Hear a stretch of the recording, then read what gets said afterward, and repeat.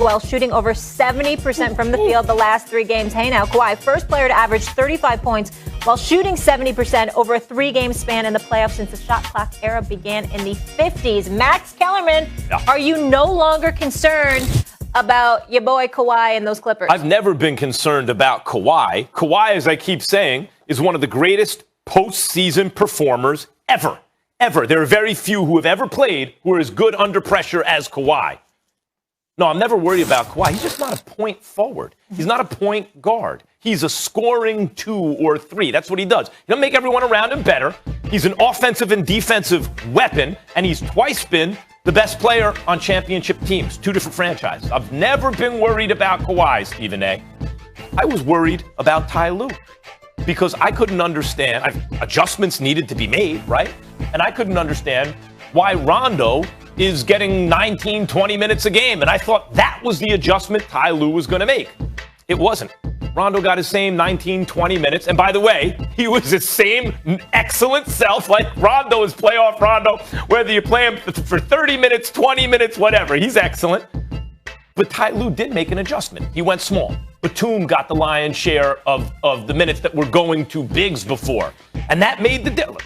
Luka being hurt, obviously. But Ty Lue's adjustment made the difference. Kawhi is not that kind of player. He's not. You could say, well, LeBron could be like a coach. That's not Kawhi. He's not a point forward. He's not going to run your offense. He's going to do Kawhi, which is basically never miss a shot and play great defense. That's what he does. I'm not worried about him. It's Ty Lue, and he showed something last night. I was scared because I got love for Ty Lue and his coaching staff because I've known them for years. I was scared, and I love me some Paul George as a person just as much as a player. I was scared to death. Clippers about to get swept. I like, you got to win game, but I knew because I texted Michael Irvin. I saw him sitting in the suite, and I saw him in there, and I said, oh, they're going to lose this game. I said, they're going to lose this game. And then I saw all them damn Cowboys in there. I said, Dallas ain't winning this game. What is wrong with you? I said, I'm not right. Dak Prescott was in attendance. Michael Irvin was in the suite. You know his nickname's the Playmaker, right? Well, yeah, that's why. I said, you don't show up to the Dallas Mavericks. Don't contaminate them people like that. Don't do that. That's what happened. But I will tell you this. Charles Barkley's right. I don't think the Dallas Mavericks are winning another game this series. And I went from being scared that the Clippers were on the verge of getting swept to saying Dallas Mavericks ain't going to win another game this series. Here's why. Kawhi looks sensational over the last 2 games. And he did something that I wanted him to do, which he called on the team to just clamp down, be better defensively, spoke up. That's a good thing, galvanizing the troops. Remember, I've never complained about his numbers, never complained about his ability, is that ability to lead, which LeBron and others have done, which I thought he was sorely lacking. All right, still got something to prove in that regard, but it is what it is. Kristaps Porzingis, I don't want to hear another word about him. He's just not that dude. He's just not that dude. I mean, 7 points last night. 18 points last night, 7 points in game 3, 18 meaningless points last night. You're minus 21 when you're on the court. Luka Doncic has nerve damage in his neck. I don't know how you get over that in the next week.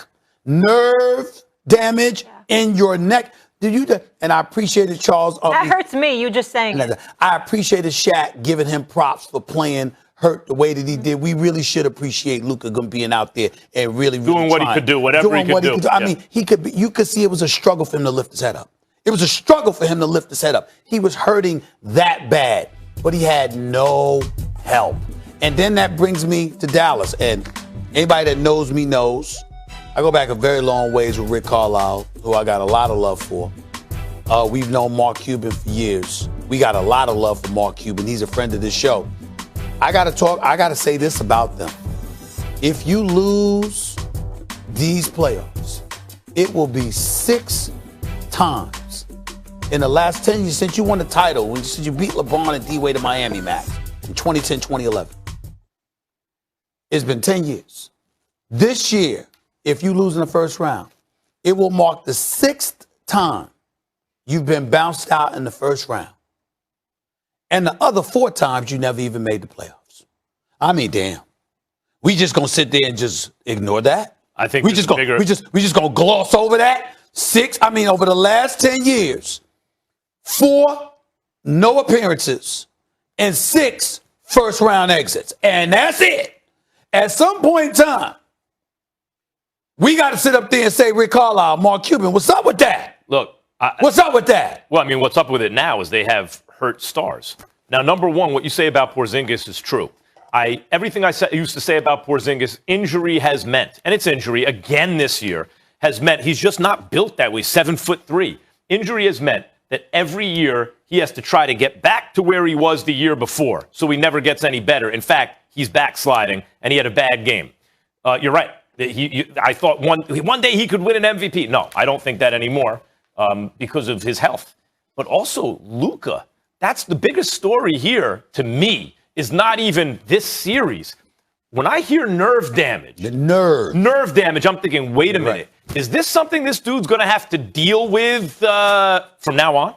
No, I'm not worried about that. I'm not thinking like that. I am. I'm not thinking like that. I'm just thinking about it. It ain't going to get much better for the rest of the series. I think they could. That's much. I think that's safe. I think on heart they could get a game, but they're going to lose the series. Listen, I want to give Marcus Morris props, not because of last night. What that brother did in Game 3 down the stretch, left corner, not 1, not 2, but 3 big-time threes. That's what really, really propelled them to that victory in Game 3, because they were still in trouble with Luka giving them over 40. But in the end, Porzingis, man, he's a 7-3 jump shooter, and that's even suspect at times. Just a weak performance on his part. Question for you. You expect more. Help out Luka in some capacity. Yep. He ain't doing Question for both of you quickly here. Do you think it was a mistake for the Knicks to get rid of him now? I know you were hard on the Knicks for that. Given his injury history, in retrospect, I probably still wouldn't have traded him. I mean, like, it's too knowing what we know now, yes, of course. But it's too tantalizing because I keep hoping as a fan of his originally when I was a Knicks fan and he was on the Knicks. One of these years, he's going to get healthy at the right time and have a run in the playoffs. But it's like you're rolling the dice. You hope the injury takes place early and then doesn't reoccur and he can build some momentum. It never seems to work out that way. So it sounds like they made the right move. According to what I was told at the time, he went into their office and essentially blackmailed them.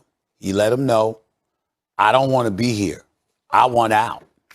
If you keep me here, then I'm simply going to let it be known that I don't want to be here. Get anything for and no free agents will want to come here.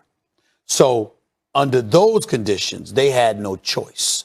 That's what I was told. If it's false, somebody lied. But that was the story. But what about from a basketball perspective? From a basketball perspective, listen, I don't have a problem with him being gone because I'm looking at him and I'm saying, where are you?